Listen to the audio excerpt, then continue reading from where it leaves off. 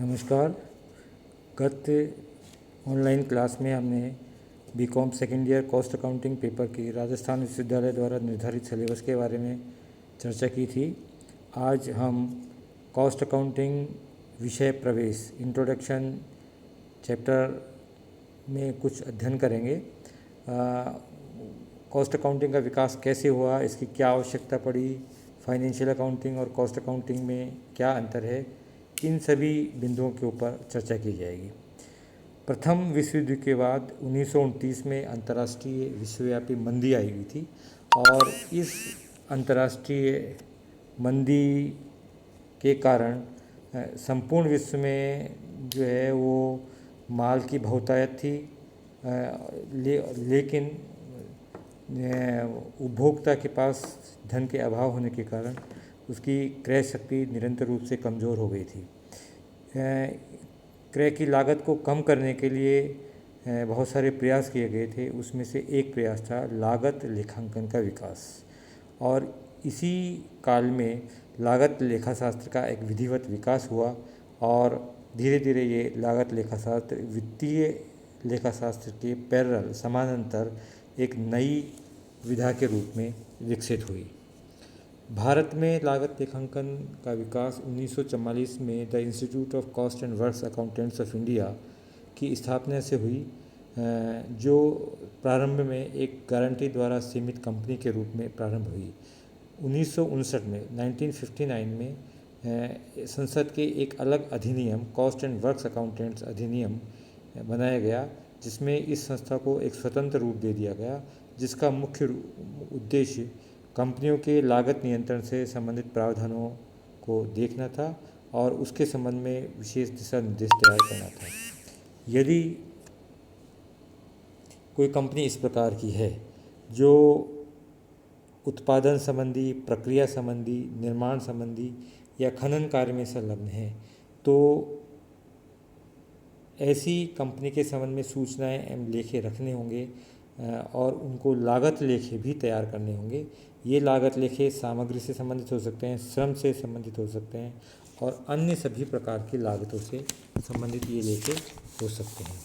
इन कंपनियों पर नियंत्रण स्थापित करने के लिए institute of cost and works and accountants के द्वारा कॉस्ट अकाउंटिंग रूल्स बनाए गए, कॉस्ट अकाउंटिंग रिकॉर्ड रूल्स बनाए गए और कॉस्ट ऑडिट रिपोर्ट रूल्स बनाए गए।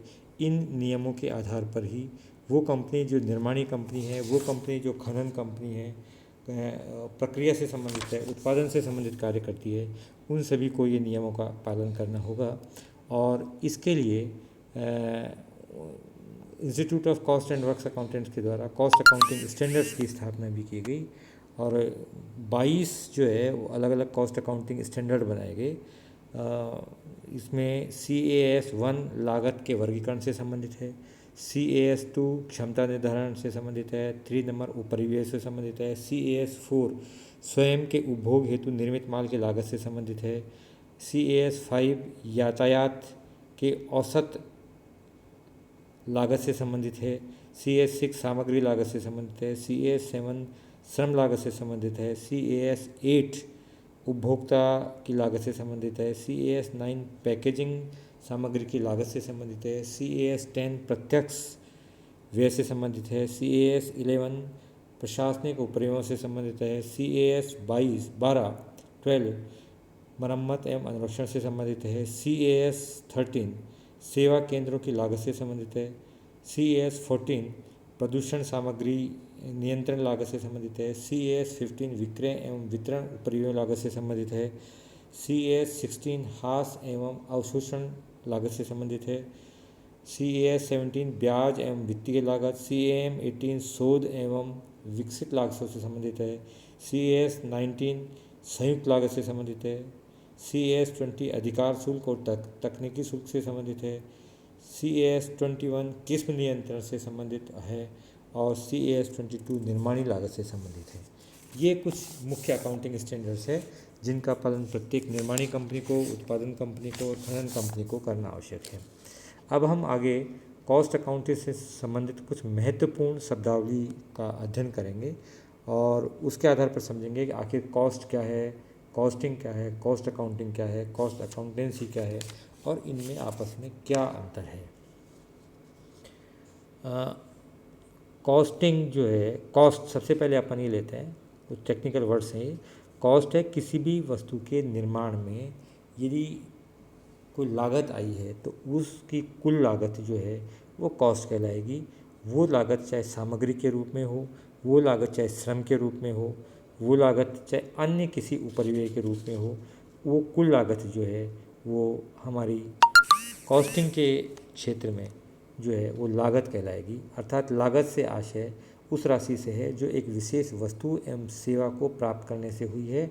वो लागत जिसका मौद्रिक रूप से मूल्यांकन किया जा सकता है और जिसका उद्देश्य उस वस्तु को प्राप्त करना था, वो सभी लागतें जो है वो हमारी कॉस्टिंग के अंतर्गत लागत, कॉस्ट या परिव्यय के रूप में कहलाएगी।